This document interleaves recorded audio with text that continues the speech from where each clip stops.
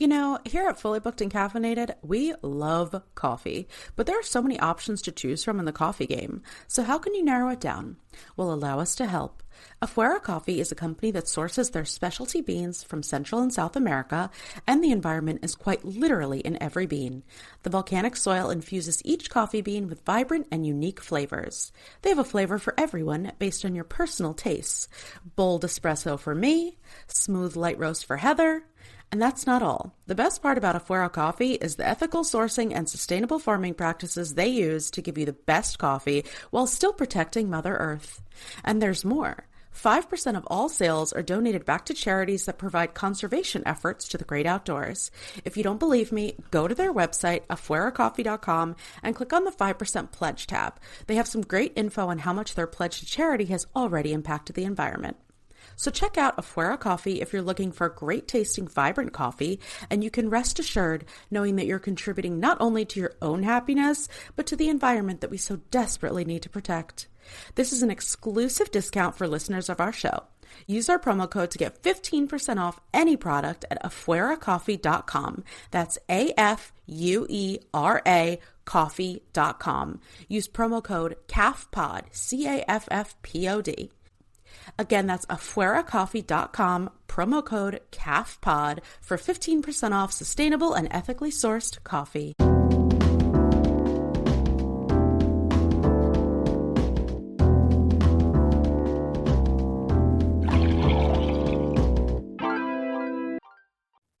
Hello, and welcome to your favorite bookish podcast, Fully Booked and Caffeinated. I'm Heather. And I'm Kelsey.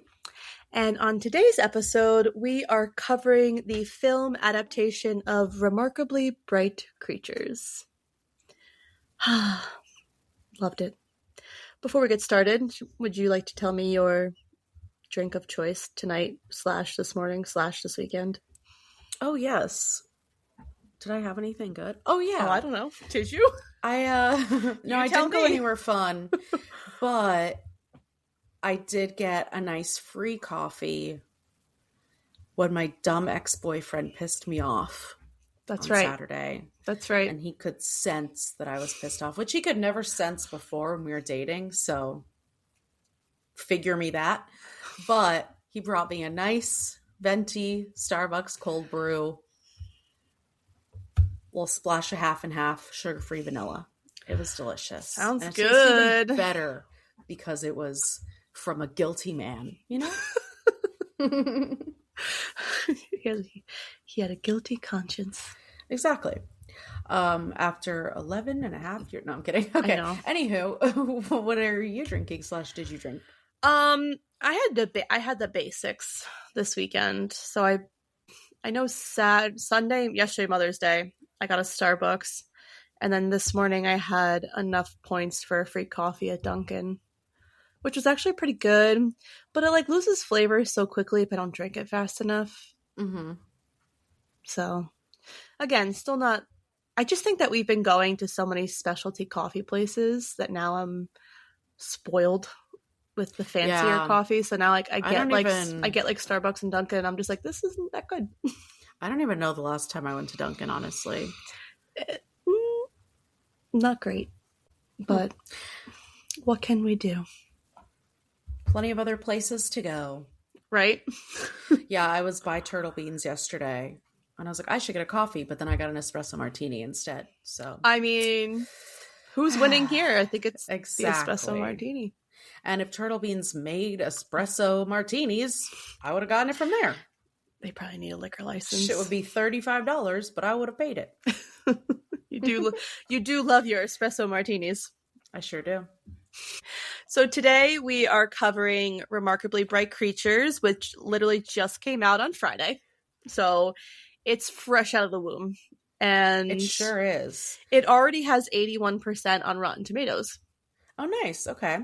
Did you, what episode did we cover it? The book? That is something I probably should have looked up, but I know it was episode 80. I was like, I know it was January of last year. Yeah. Episode 80, we covered the book, and now we're covering the movie. And it's, as you said, we covered the book, which was written by Shelby Van Pelt. She did not write any of the script, but she read every single draft. Yeah, and she was listed in the credits as something. Yeah, so the whatever screenwriter they had plus the director, they like took a couple different stabs at the draft of the movie, and then while Shelby didn't necessarily write the scripts, she still like kind of had a hand in reviewing all of them. Mm-hmm. Okay. And the director is Olivia Newman, who actually directed Where the Crawdads Sing. Okay. Which I didn't realize that. Which we didn't like. But we also covered on this podcast. We didn't like the book or the movie. Exactly. So, but I think going into it not liking the book, I would assume I'm not gonna like love the movie. But I mean, right. The acting was good in it. I still like the main character who played the main female character. And then she also did episodes of The Last Thing He Told Me. Oh, okay. A couple episodes of those. And remember that cheerleading show Dare Me? Oh, yeah. She did an episode of that as well. Which was also a terrible book. Yeah, so that's like her bookish credits, because she's done a couple of like book to film / TV adaptations. And those three are very like the similar psychological thriller type stuff. So that's cool. Yeah. And of course, we have Sally Field playing Tova, who is the perfect casting, hands down. She was also in Steel Magnolias, Forrest Gump, my personal favorite, Mrs. Doubtfire. Mrs. Doubtfire. Of course. Nothing compares. Although this is a close second now, though. Did you know that Mrs. Doubtfire is based on a book? I feel like yes, because I feel like you might have told me this. Oh, because every time I say it, I think it's new information, even though it's just everyone else knows it. No, I didn't know until either you told me or I read it somewhere. But I feel like that is something that I did know. Yeah. Okay. I'm going to tell you again, probably. Great. We have Lewis Pullman as Cameron, and he was in Letters in Chemistry. Which, did you watch it? I didn't. He was really good in that. Because it's on Apple TV. Right? Yeah, he was really good on that. He also was in Top Gun Maverick, and he was in the new remake of Salem's Lot. Okay. Oh, I watched that. Yeah. But I don't remember him. And just like a fun like little tidbit, because I love his dad, who is Bill Pullman, who was in Independence Day, and he's also the dad in Casper. They look so alike. Like, it's actually they do. Insane. And then, of course, we have Alfred Molina as our wonderful voice for Marcellus. This is not his first octopus role. Did you know that? I did not know that. Because he was the octopus in Spider-Man 2. Why was there an octopus in Spider-Man? I don't know. Whatever the character is, he was the villain in Spider-Man 2, but he like turns into like, and I watched the movie years ago, and like, yeah, he turns into like this robot octopus. Okay, I recognized his voice, but then when I was looking at his credits, I didn't recognize anything that he'd been in. So I think he just has like... He has like a very distinct voice. Like, yeah. So I've probably seen him in like a commercial or just like something with a voiceover. So there's our cast. Too. I know. Okay. So this was not his first octopus role. He's got a knack for it. Now, third time's a charm. What will the next one be? I mean, he really should have gotten the role of the octopus in Finding Dory.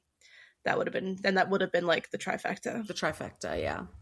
But that one was played by the guy whose name I can't remember, but he played Al Bundy in whatever show that was. Gosh.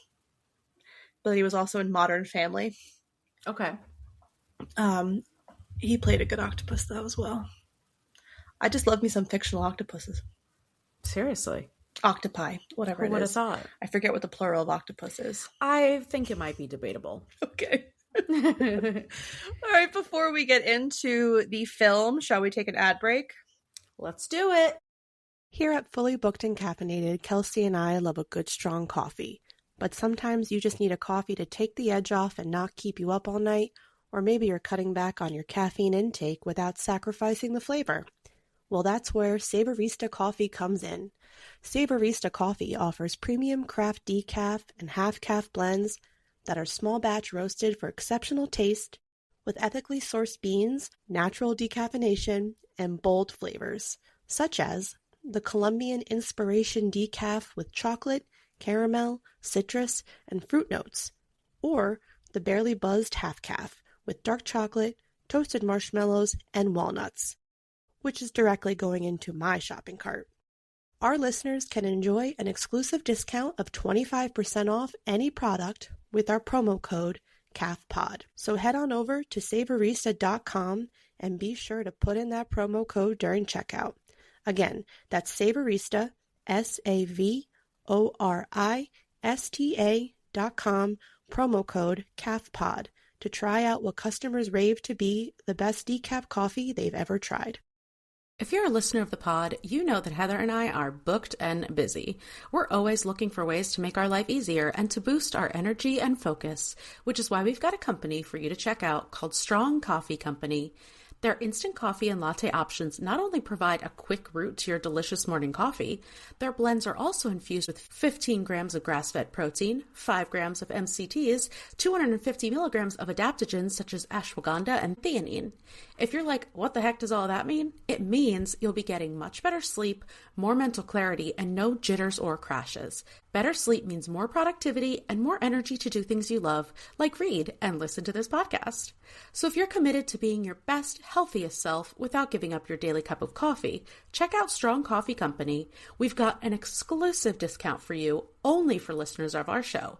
Head to strongcoffeecompany.com and use promo code CAFPOD to get 20% off any product. This is the highest discount Strong Coffee offers, so make sure to use this code ASAP and let us know what you think. Again, that's strongcoffeecompany.com and use promo code CAFPOD. And we're back. So first and foremost, I just want to talk about how gorgeous the cinematography is right from the start. A lot of it is like CGI, but it still is beautiful CGI. Like it looks legitimate. Yeah, it was really well done because usually excessive CGI just bothers me. Like it just takes it out so much, especially because like all the things you can do with special effects now. Yeah, you know, I agree. But I thought it was really well done too. Like all those aquarium shots when they would just do them as like a background with the character standing in front, especially like the jellyfish tank. Yes, and also there were so many jellyfish in this, and I freaking love jellyfish. You have a so tattoo. I was like, every time I was like, oh my goodness. I was like mesmerized. There's a really cool jellyfish tank, I think, at the Camden Aquarium, I believe. There also might be one at Jenks, but I remember like the Camden Aquarium had like a really, really cool, and it was like the neon, like you would, they had like the black light kind of thing shining on them, so it looked really, really cool. Yeah, they had one like that at the Atlanta Aquarium too. Yeah, I'm pretty sure that one was in the Camden Aquarium. Olivia Newman had said, I found this quote that she did for Deadline, where she says, I wanted to start with that image of Marcellus out in the wild, as he should be, in his happy place, remembering what is so wonderful about home and the contrast with where he finds himself now, which is kind of what all the characters are going through in the movie as well.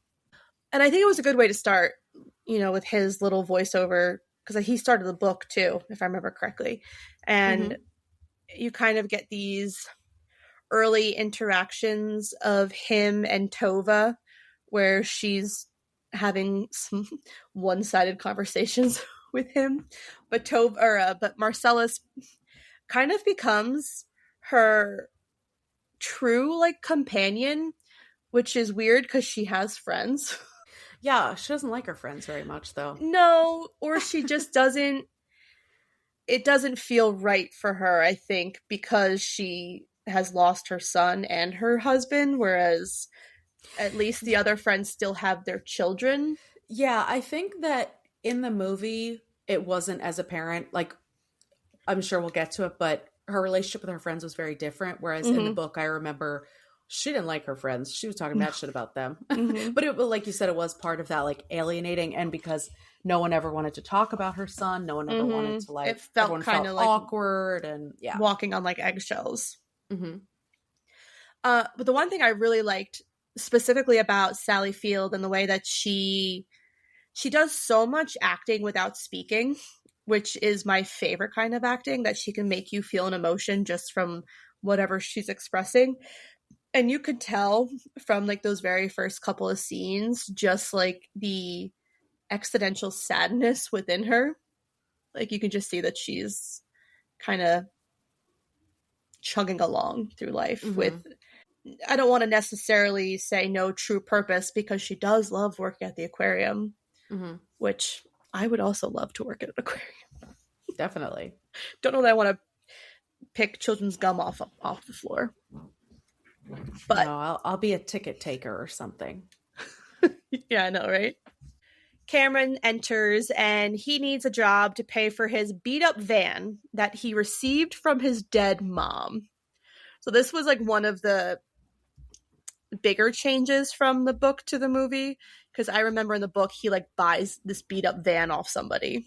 And like, so now it's something that his mom was basically living in and unfortunately died in, and now it becomes his prized possession, and this thing is a hunk of poop.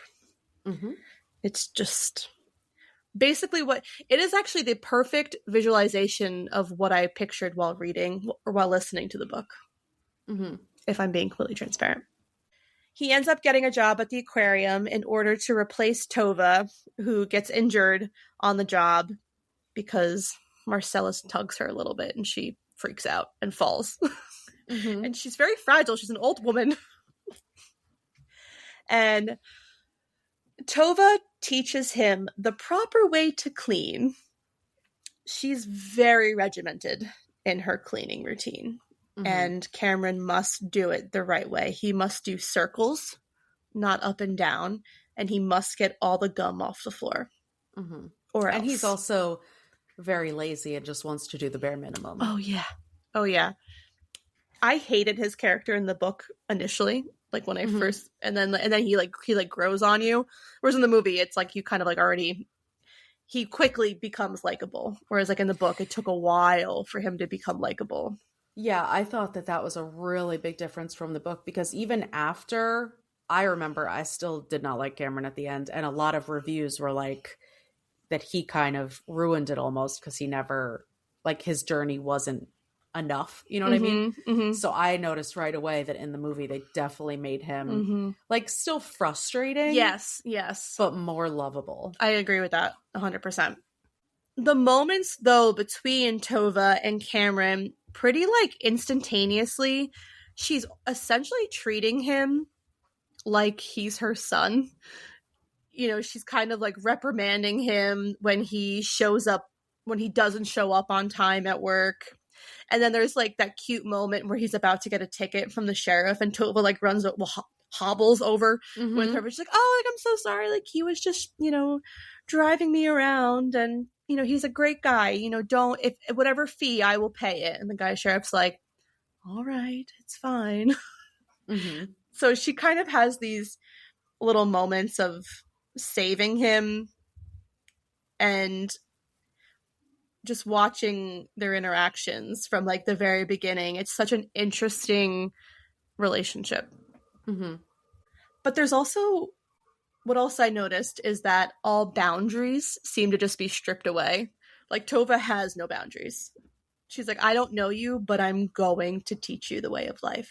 You know, because even Cameron says in the movie that he remembers all like the little idioms that she's always saying. You know, what is it? There's a right way and a wrong way. And a wrong way, yeah. You know, and there was like other little things that she says. And so clearly, like from the very beginning, Tova leaves a pretty significant mark on Cameron, whether he wanted it to or not. I don't think he had a choice. Tova was like, I see that you are lost, young man. Let me guide you.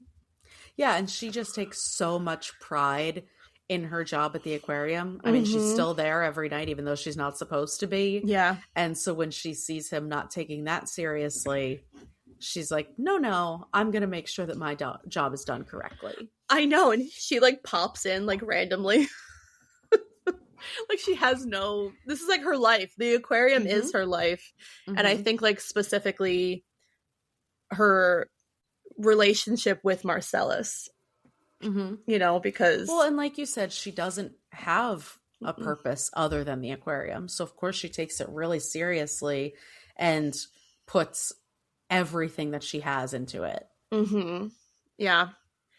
There's a little break between Tova and Cameron because Tova gets mad at Cameron for not showing up on time. And then I think she kind of realizes that she's, I don't want to say pushing him too hard, but I think that she kind of notices that she might have like overstepped a boundary, but also she's mad at him because he's not listening to her. And during that little break, there's Cameron meets Avery, who owns the paddleboard shop, and who was like, she's definitely like an actress that I don't recognize, but she was like so pretty. Like she had no makeup on her face, and I was like, that is like a natural, like she looked like just a very like natural beauty. And Cameron, of course, like falls in love with her at first sight. And you know, he's very much like, oh, she's like out of my league, but also I'm gonna play it cool and act like I don't like her. But you know, I thought it was very funny when he walks in, he's like, oh yeah, I was gonna, you know, because she's kind of being like dismissive of him, and he's like, well, is that how you treat all your customers? He was like, I was gonna buy one of these here surfboards, and she's like, interesting, they're all paddle boards. He's like, well, I call them surfboards. Yeah, he tries so hard to play it cool, and he just messes up at every turn. I know. He has like this, so now he has this crush on her, and then he begins having these one-sided conversations with Marcellus, and he's like telling Marcellus all about her, and Marcellus is basically like, I don't want to listen to you drone on and on about mating. It's not my interest.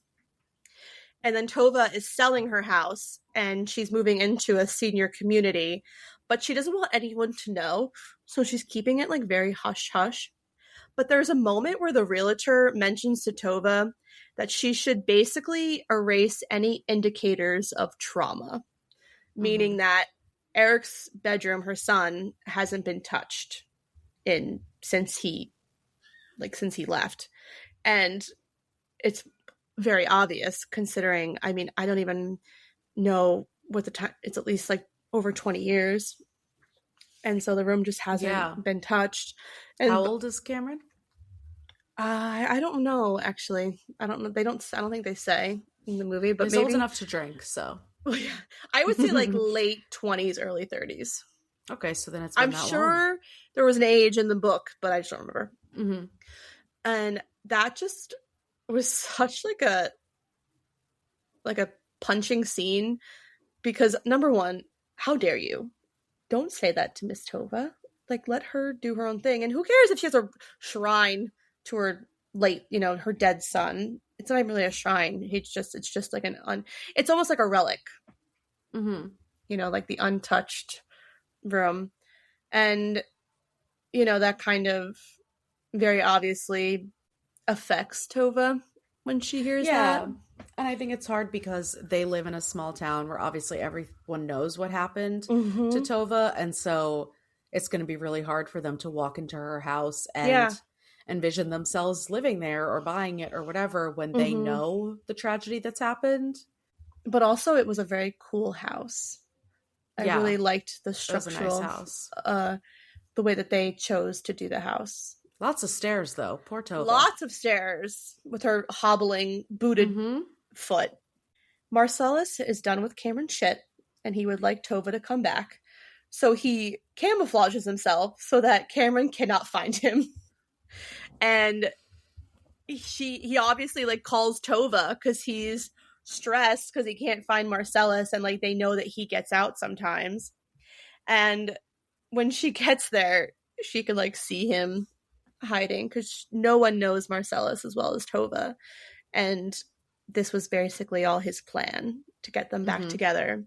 And so we have like them reuniting, and then they go on a very fun road trip to find who Cameron believes to be his dad, Simon Brinks. And well, one of my favorite moments is while they're in the car and Avery texts him while he's driving, and Tova, very responsible, is like, no, you will not text and drive.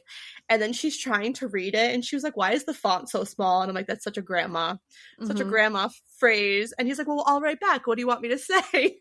And he's like, no, I'm trying to play it cool. Like, I'll respond tomorrow morning. And then she accidentally calls Avery. And then she picks up the phone. She was like, was I calling you or were you calling me? That was so funny. I know. And she's like, oh no, this is Tova Sullivan. She's like, yeah, I'm with Cameron. He's like, yeah, he wants to take you on a date. And Cameron's like, what the fuck?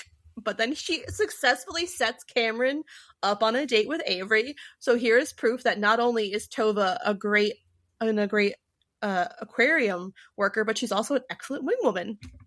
She sure is. Like, she said, I'm going to force you into this because you won't do it by yourself. Now I'm like wondering if all these men out there on the dating apps or who are trying to date, maybe just have like your grandma set it up for you, because that might be like the way to go. Yeah, and then send your grandma on the date so they don't have to, so no women have to go out with you. And then we kind of get back and forth of the date between Cameron and Avery, and then also Tova and Ethan, who is the Irish man. I don't know if that's his nationality. I think he's Irish. He owns like the little store in town, and he asks Tova to tea. But one of my favorite scenes as well was when all the friends come over and they're like, how do you know it's a date? And he's like, well, if he shaves his beard, or no, he wears like a collared shirt. And you just have like this little old, this group of like older women, and Ethan shows up and they're very much like, oh, we have to hide. And I'm like, and she's like, just go out the door you came. What do you mean? and then he says when he picks her up, he's like, oh, sorry, I'm late. I had to shave my beard. And all the friends are like, he, say we knew it was a date all along. And so they both have their dates, and then they end up not meaning to, but they debrief at the aquarium together because Cameron feels that he messed up because when he went back with Avery to the paddleboard shop after their wonderful date, he discovers that she has a son, and he reacts poorly by running away, basically.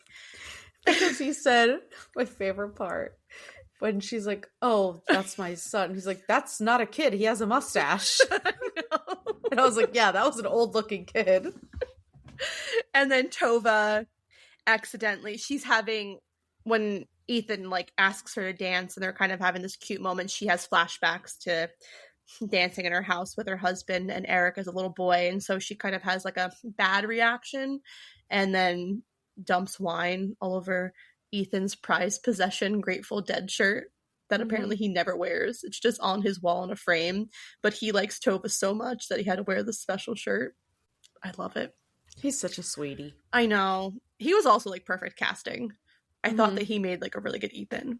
And we didn't get enough of him, but I knew we probably wouldn't. Yeah. While they're at the aquarium talking about how badly they both screwed up on their dates, Cameron brings up how he was going to ask Avery to go to like this open mic night. And Tova's like, well, let's go. And Cameron's like, huh? You're going to come to like an open mic night? And so she kind of forces him to go and encourages him to get on stage. And there's just this really special moment of her just like admiring him and being like, she's definitely like proud of him. And you can see her getting frustrated because kids in the bar are like not paying attention and they're just being very loud. And then some guy at the bar, because like Cameron is actually good compared to whatever else was before him in the open mic night, and he very loudly is like, shut up, I'm trying to listen to the music.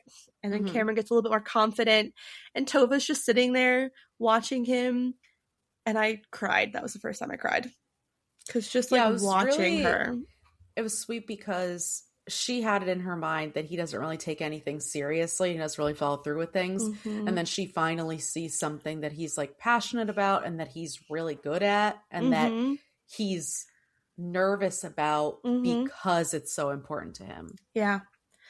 It was just, again, it was one of those moments where she says so much without saying a thing. And just the way that she reacted to him playing and her acting chops, it got to me. I had to wipe some tears. from my eyes. And then afterwards she's like, and now we drink. And he's I like, know hell that yeah. was gonna say, like, I don't want to say they get drunk, but they definitely get like a little tipsy, like tipsy for Tova, I would say, because I'm sure she never really drinks. And they end up going back to Tova's house, and they're just eating all these casseroles because everyone's like, because I sprained my ankle, people had to give me all these casseroles because apparently I can't fend for myself. And they're just eating, and then this is when Tova finally opens up to Cameron about her son. And she explains to Cameron that her son had gone out to sea on a sailboat, which was something that he was very, very good at. And the belief was, or the conclusion is, that they believe that Eric took his own life. And Tova has never, ever believed that. But her issue is that the night before, they had gotten into this huge argument. And so her fear is that he died being mad at her, and like that, which, handling grief alone is one thing, but I feel like handling grief with a tinge of regret, that has to be like a whole nother level. And I can't even imagine the amount of grief that she's holding in, because I don't think she's expressing any of this to anyone. I almost feel like, aside from probably her husband, I feel like Cameron's probably one of the first people that she's admitted that to. Yeah, and I think that it's hard because everyone is trying to convince her of something that happened, and she doesn't believe that it happened, but she does acknowledge that he was acting different before he died, and that his behavior was weird, and they never used to fight, but he was all of a sudden like so moody, and they were getting in all these arguments. So I feel like part of it is her also doubting herself. Yeah.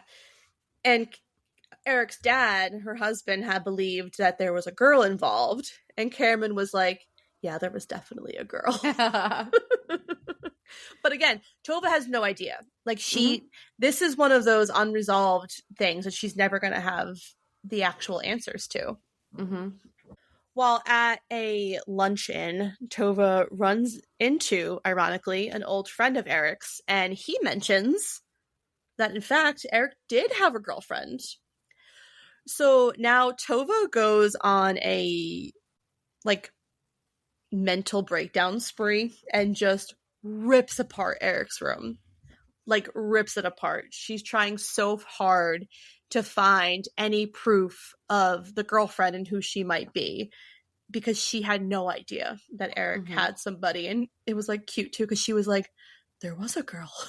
It was like that light bulb that went off. And she can't find this Daphne or Cassie anywhere in the yearbooks. Then she goes to her friend's house and asking her friend's daughter, if she had gotten a yearbook from that year, and she did. And so Tova looks through, and lo and behold, she finds Daphne Cassmore. And there was also this interesting moment, though, at the friend's house, where her one friend basically calls her out for being like a shitty friend. She's like, I want to be there for you, but you're making it impossible for me to do that. Like, you can, you just keep putting up this front that you're fine and that nothing is wrong, but very clearly there's something going on, and you won't talk to us. And I'm going through a very hard thing in my life right now, because she's now leaving her home to go to a different city where the only people she knows are her daughter and her grandchildren. And like, that's a big change for this friend of hers. And she's like, you never like check in on me or like ask like how I'm doing. Yeah. And she's like, I want to be able to talk to you. I want to be able to confide in you, but you're not a good friend. Yeah. And you just kind of mask it as, oh, I don't want to be a burden. I don't want to be a burden, when really it's just, it seems like you don't care. Yeah. So that was like heartbreaking in itself, because, I feel like as a viewer, you really feel for Tova, because she's been through so much heartbreak and, trauma, and she's just getting through it the best way that she can. There's no rule book on how to handle grief and how to like move through life, and especially for her, it's very interesting circumstances, because she has no idea what happened to her son. So she's also living a life not knowing what truly happened, and how can you really officially move on from something when it's something that goes unanswered. But then again, be a good friend. Yeah, this was the only time that I teared up, was when her friend said to her, like, shut up. Like, Yeah. you're not a burden, but you're not a friend either. Yeah. And someone needed to say that to Tova, because even though they're all going through such different stuff, and like, she acknowledges, I didn't lose my child, so I know that's very different, but like, that doesn't mean that just because we're not going through the same things that we can't be there for each other. Exactly. And so Tova leaves this house already like on edge, because she's, number one, she finds out that there was a girl. She has this very, unexpected interaction with her friend. And then she goes home to find Cameron, the sweet boy that he is, fixing up her house for her. And she just like freaks the fuck out. I think partly because Cameron was in Eric's room, and that I think is kind of like a safe space for her, or like a sacred space, and she doesn't want anyone in there. That doesn't have to be. Well, I think she was also embarrassed about what she had done to Eric's room. I agree, and for Cameron as well. to see that. Yeah, so because it was like there's papers everywhere, and she basically yells at him to leave, and it's just a very hard interaction, because Cameron's like, I don't know what I did wrong. Like, Cameron is just kind of completely flabbergasted. Like, he has no idea what happened, what he could have done to cause Tova to react like this, when like truly it's not his fault. This is a situation that had nothing to do with him, but he's kind of like a catalyst to it. Like, it's not like it wasn't. Well, and he also thought that they had gotten to a point where they were talking to each other about a lot of this stuff, but Tova's way is to push people away when instead of asking for help. So I know, of course that confused him. I know. And when he leaves and she goes into her bedroom, she sees that he put a handrail so that she can hobble down the stairs safely. And she like sits down and like she touches it, and she realizes in that moment like the mistakes I think that she's making. And I think it's almost, again, there's like no words or anything that happens, but I feel like in that moment you can tell that she's understanding like where she's going wrong in a sense. And it was just a very sincere moment. And also she's like, I yelled at him for no reason, and he put a bar in my house without prompting. Like, he just did it out of like the goodness of his heart. Yeah, in another way that he was showing that he really cared about her. Exactly. Cameron finally meets with Simon Brinks, who turns out not to be his father. And he admits that, he's gay, and that Daphne was covering for him because he had a very strict father that wouldn't have agreed with that lifestyle. And also that like Daphne's, as bad as his dad was, Daphne was worse. So he knew nothing about who Cameron's father actually was, because Daphne was very much very, very secretive and like wouldn't open up to anyone about that. And so now you have this situation where Cameron is just understandably very frustrated and very angry, because he came all the way to this small town to try to find his father, and then it turns out that his father is not there. And so he feels, I think, more out of place than he would have initially felt, knowing that he kind of showed up for no reason. And what is his purpose?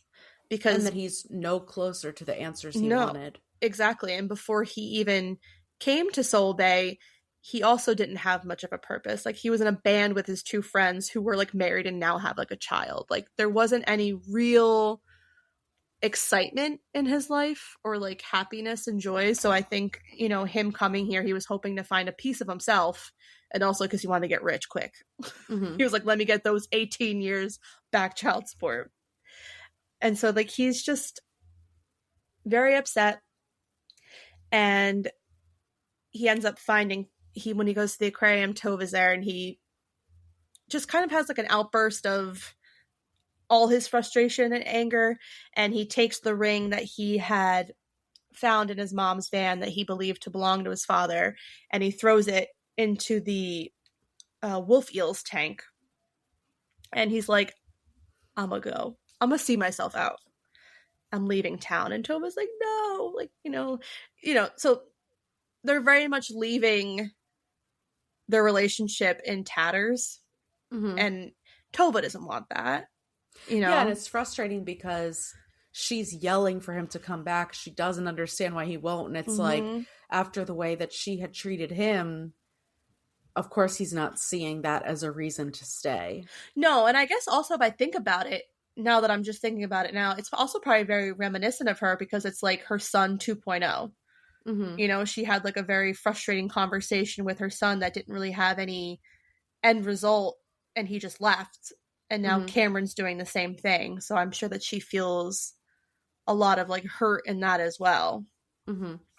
Enter Marcellus and his bravery, because our little old friend here enters the wolf eel tank in order to retrieve the ring, and he gives a little backstory about why he hates wolf eels so much, aside from their ugly demeanor. He was actually attacked by one while in the ocean. Is it the ocean? The bay? I'm not even sure what it is. I guess the ocean. Yeah. Where he was, like, originally. Mm-hmm. And his injury is what caused him to be captured by the aquarium workers. And he is willing to face his fears and fight his demons to get that ring for Tova.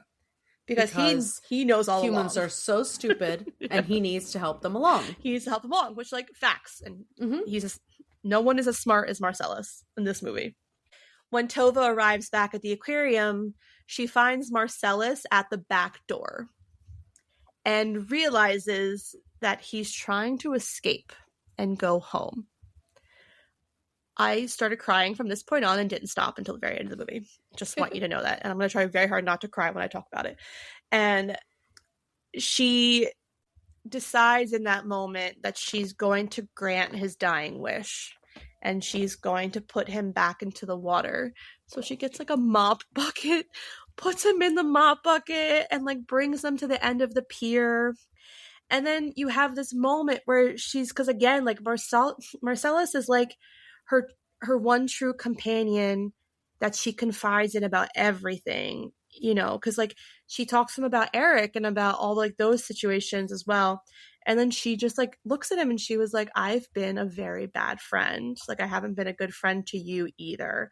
And, I think it takes a lot of courage for a woman of her age, in like, if this was like a real life situation, to admit that and be willing to change. Because I feel like, especially as we as women get older, when you think about like your grandma, they don't change their ways. They just keep sticking with their racism and their, no filter. They don't care. Yeah, and I think that throughout this, Tova is seeing more and more how short life is, like especially after obviously losing Eric and her husband, and then the fight with Cameron. And throughout the whole movie, they're talking about Marcellus's imminent death and how he's, doesn't have much longer, and they're already planning for his replacement. And it's not a sad thing, because it's like, oh, he had like this good life and blah, blah, blah. But she always has that in the back of her mind. So I think that's why she finally decides to admit, oh, I haven't been a good friend, because I don't have time to wait to say all these things. I have to say them now. So she releases him back into the water. And when she looks into the mop bucket, she sees the ring that Marcellus has saved. And when she looks at it, all of a sudden, she has a realization that Cameron's father is Eric, her son, because that ring belonged to him. The word eels that was inscripted onto the ring was Eric's initials, because he had some weird long name. Yeah, what a rough initials there, Tova. I know. And then as Cameron is trying to leave town, as he's driving, a bottle of it was like lemon oil. It was Mm-hmm. by the gas pedal, and then that was from Tova. And then so Cameron like realizes his mistake and he goes back to see Tova. And in that moment, Tova explains to Cameron that that he's her grandson. And it's just like such a special moment because the two of them already had this very significant bond. So it's almost like they knew without knowing. It's just kind of like that familial feeling that was just never confirmed until Yeah, this they had moment. already adopted those roles for Yeah, each other. they already had. And so now it's like this big special moment because now they realize that each of them, they're no longer alone in this life and they have each other and they can now forge a new chapter of their lives together and create the memories and the relationships that they've been missing or wanting. So that in itself is obviously very beautiful. But, you know, Marcellus goes back home and I literally could not stop crying. Like I was sobbing like I got a phone call that someone important to me has passed away. Like it was Oh my God. it was bad. Wait until you watch my TikTok. My shirt was soaked. Like I was soaked. And even when he goes home, he like does not officially leave this world until he can like feel that Tova and Cameron have like found their own home in each other. And it's just like so fucking beautiful. And this moment that, that not only Shelby Van Pelt created in the book, but the way that like Olivia Newman creates it in the movie, it is very significant to you as the viewer. And it really like hits hard and makes you feel for this fictional CGI octopus who's not even real. But yeah, I was shocked by how connected you felt to Marcellus in the movie when we really did not get much from him. Like obviously in the book he has his own chapters. He's a much bigger part of it. And on one hand I was like, oh, we really didn't get much Marcellus in the movie, but in that time by showing how the other characters related to him, you really do grow so connected to him. So the fact that they were able to do that with such limited interaction with him, I think was really, really amazing. And it's interesting you say that too, because there was actually less Marcellus in the movie originally, and they were like, no, we need more Marcellus. So they added in scenes. So like they actually didn't add in the Marcellus scenes until they were like done filming. Like that was the last thing they did, was all like the Marcellus scenes. So that's interesting to me as well. But yeah, it was just like the movie itself, as the book did as well, it just comes full circle. And I just think that that was so beautifully done. While at Tova's house, Cameron finds a box of treasures and Eric's floorboards, which includes photos of him and his mom. So now Cameron has like a piece of his father and his mom together, like proof that, they exist in a sense. But then they also find a handwritten list of all these boys' names, and Eric has circled Cameron. And so, they find out that Eric had actually named Cameron. And I'm just like, that made me cry. Yeah, but that then, was really sweet. Then the part that really got me emotional was during their argument between Tova and Eric, he like knocks over this, it was called like a Dala horse, which was like very beautiful, like these wooden horses, ceramic horses, very intricately painted. They were very pretty. And it unfortunately breaks. And it turns out that before Eric had left to go sailing, he actually fixed the horse. And, so that right there proves to Tova that he had forgiven his mom for whatever argument they had. He still loved her. Like he went out of his way to fix this like heirloom of hers, to almost in him like his way of apologizing and like, the man way. Let me just fix something and that would have to say the words. You know what I mean? Exactly. So it's like, you know, they both, Tova and Cameron, in this small, very small part of the film, get these pieces of Eric that they so desperately needed, the both of them. So again, just like very beautifully done. And then the movie ends with everyone together, the friends, Ethan, Avery, her son, they just all like barbecuing. They just have like this happy ending of And everyone. Tova keeps her house. And Tova keeps her house. Like everyone, you know, so the movie starts with such melancholy and sadness and it ends with such like happiness and joy. And it's all because of Marcellus. Yeah, I think to your point at the beginning of, you know, everyone in this movie is going through a similar journey because they all have these questions that they want answers to, but that are stopping them from living their lives. Yeah. Like Tova's not allowing herself to get close to people because of what happened with Eric. And Cameron is not taking life seriously because he has such a chip on his shoulder about his dad. And the fact that they're able to rely on each other and with some intervention from Marcellus to get to the bottom of both of those answers. Yeah. It's just something you don't see from their characters in the beginning. No, not at all. All right, before we get into a few more discussions and our ratings, shall we take an ad break? Let's do it. If you've been a long-time listener of the pod, you know Kelsey and I are all about pop culture and the entertainment industry. And if you happen to be looking for a one-place stop to shop for officially licensed merchandise, we've got the place for you. Old Glory is the ultimate destination to shop, offering over 300,000 items for music, sports, entertainment, and pop culture fans. This family-owned superstore has provided high-quality clothing and accessories since 1969, featuring the world's most iconic bands, sports teams, fan-favorite apparel, and quirky gifts, which means there's truly something for everyone. With free standard shipping and same-day order processing, Old Glory delivers fast and reliable service with every purchase.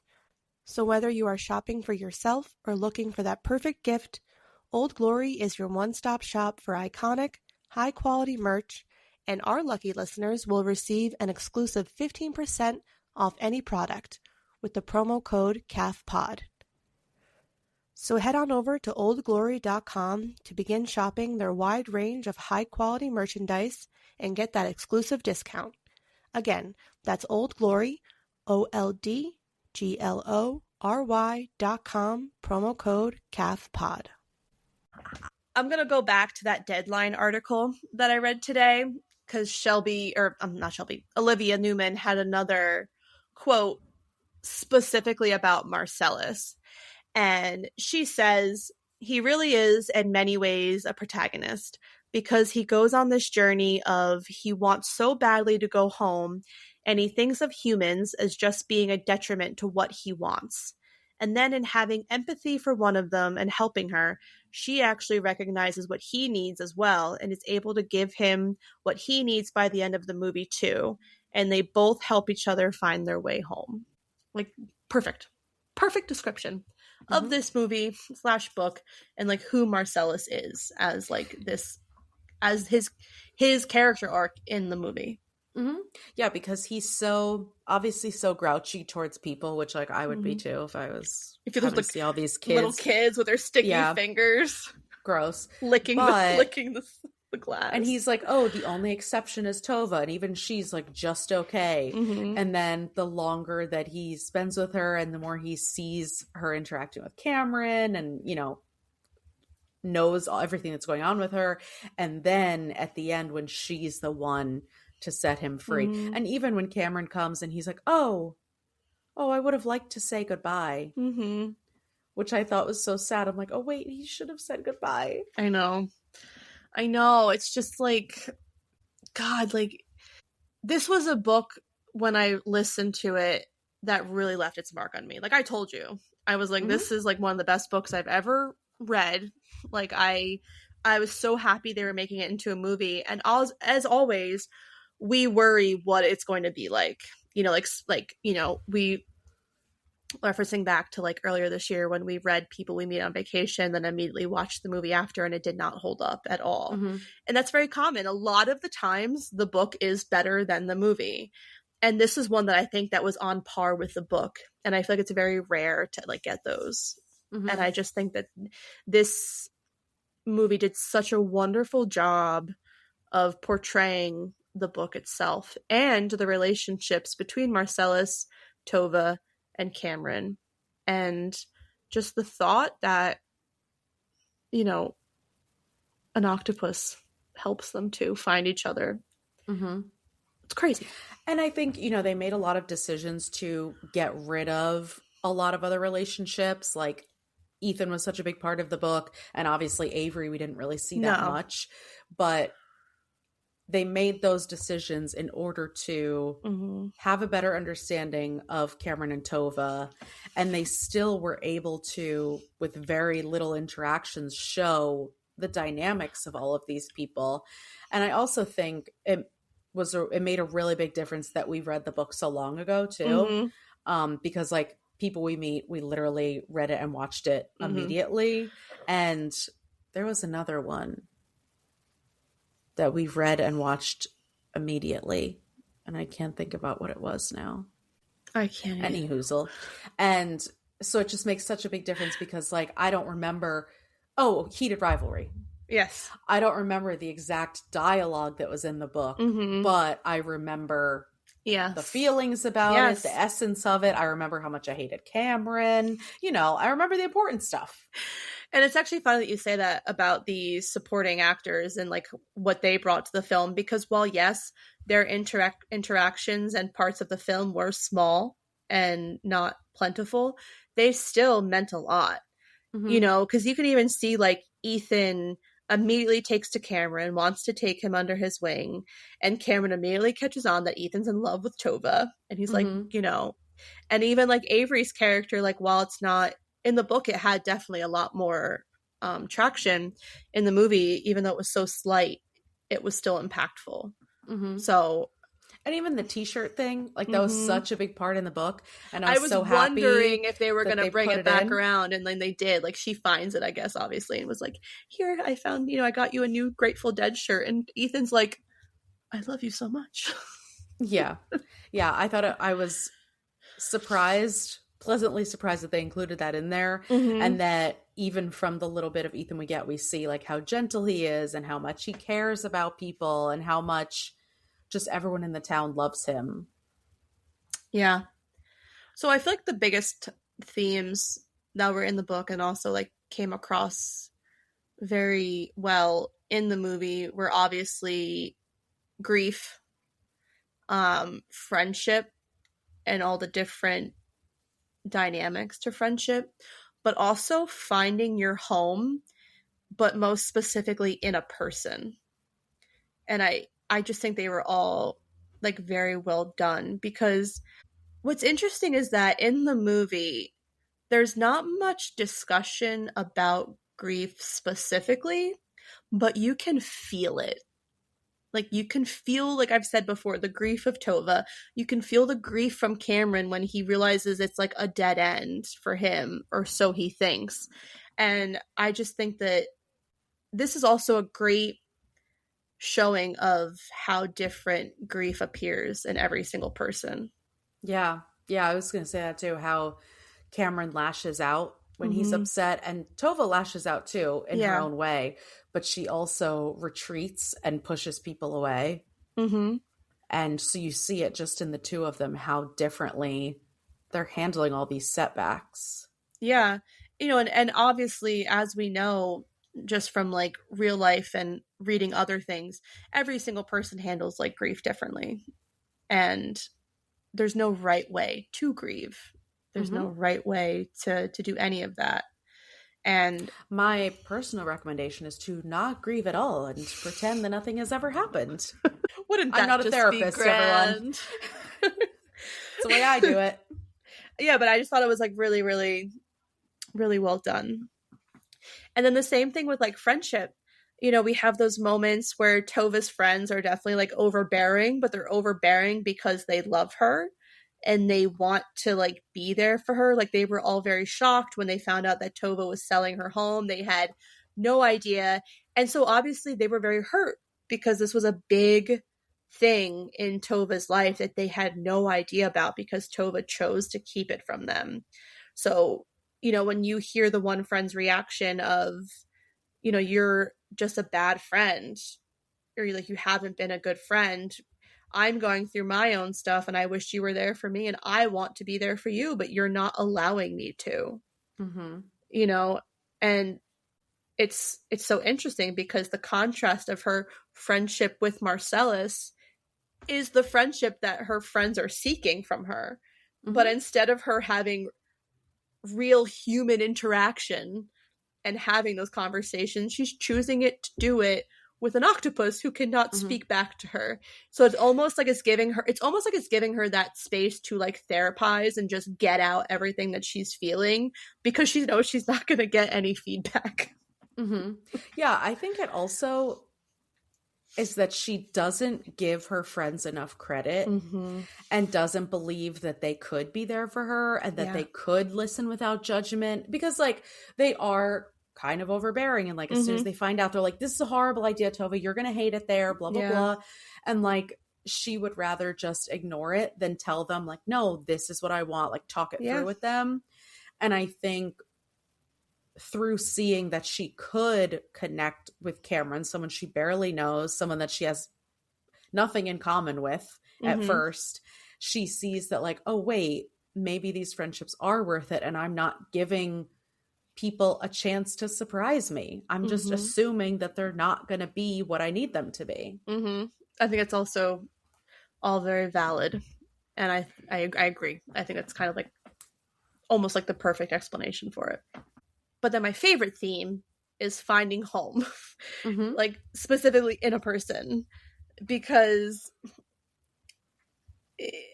Tova and Cameron are both just so goddamn lost in their lives. And while Tova is home, technically, home truly can be more than just a physical place. It can be a person. I firmly believe that. And this film does such a wonderful job of portraying what that means and how that comes across, because Tova desperately, it's like that quote where someone makes like a house a home, because like a house is a house, you live in it. It doesn't mean that it keeps you safe, but it doesn't mean that you're necessarily happy there. Yeah, I was going to say that, to that point of just because she's physically home, this hasn't felt like her home since she lost her husband and Eric. She doesn't even go into one of the rooms of her house, and it really is just somewhere that she lays her head down.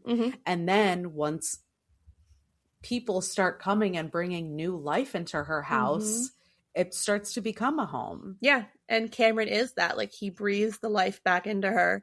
And so by the end of this film, Cameron becomes Tova's home, and vice versa, because Cameron is a lost soul living out of a beat up van.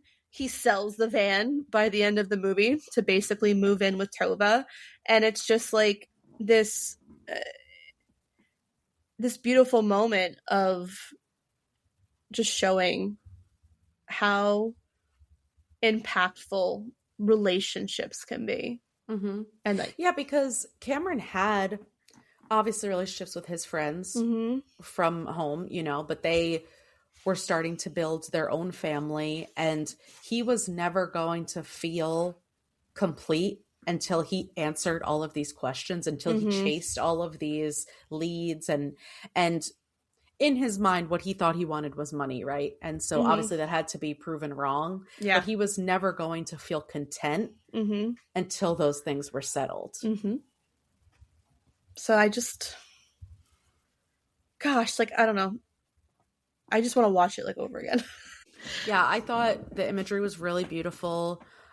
We talked about a lot of the camera shots, like Mm-hmm. from Marcellus's point of view, like, Mm-hmm. and the muffled Yes, sound, so you could hear them talking through it. I know, I love the scenes of like the camera from Mm-hmm. Marcellus's like viewpoint.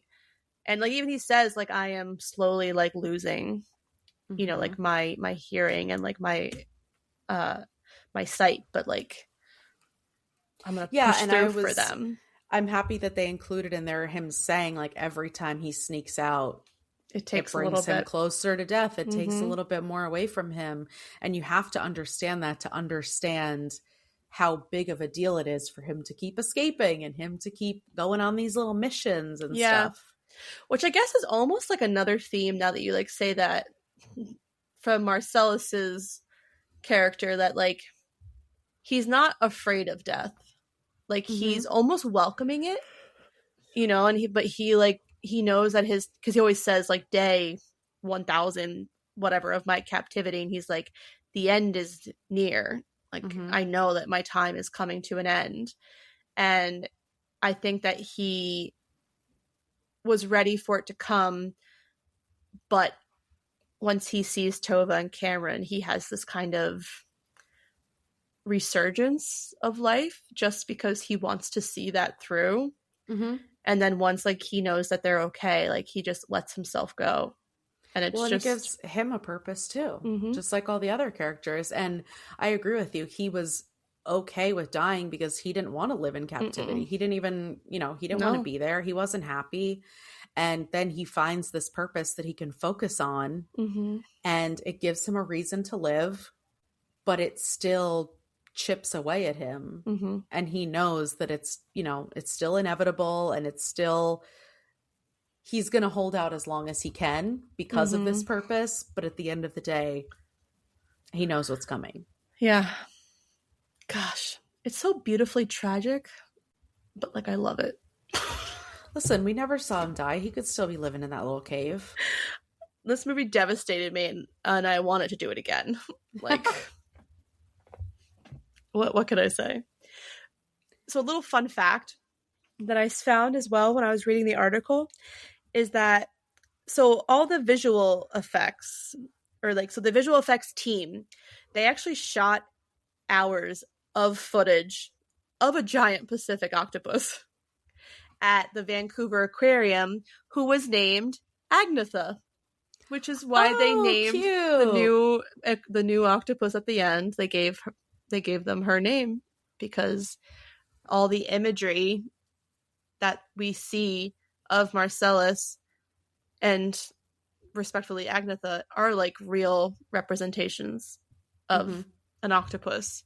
And they said like every shot of the CGI octopus is based on an actual real octopus. So everything we see the octopus do in the movie is what they do in real life. There was no like faking, no embellishing. It was all like legit. And I love that. Yeah. I love that they actually like took their time, which I mean, obviously you would hope that they would do that, but they took the time to just shoot so much footage.